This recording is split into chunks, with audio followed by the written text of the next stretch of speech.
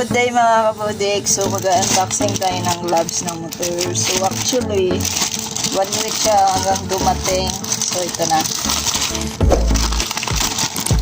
So yun. So actually yung lumang gloves natin is hanggang basta maluma na.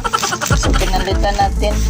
So actually yung presyo nito is nasa 385 lang kasi nag-sales sila ng 70% yata. Wow! Yung price nito is nasa 1,185.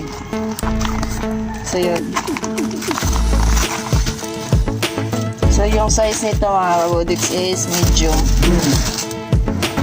Ayan siya. So actually maganda din yung kulay na kinuha ko kasi green.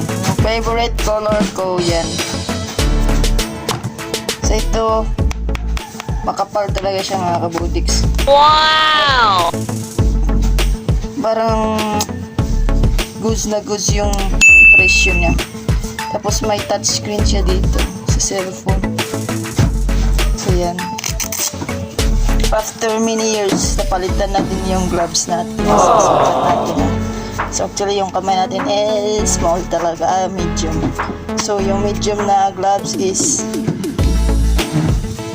goods na goods lang sa kamay natin naman.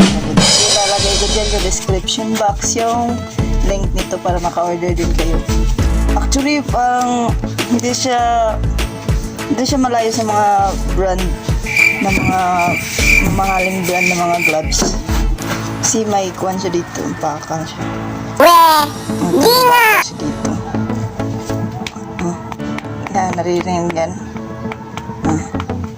Solid siya. Yan.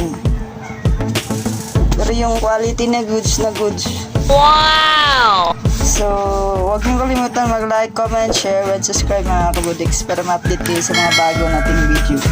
Thank you and ride safe always. Salamat!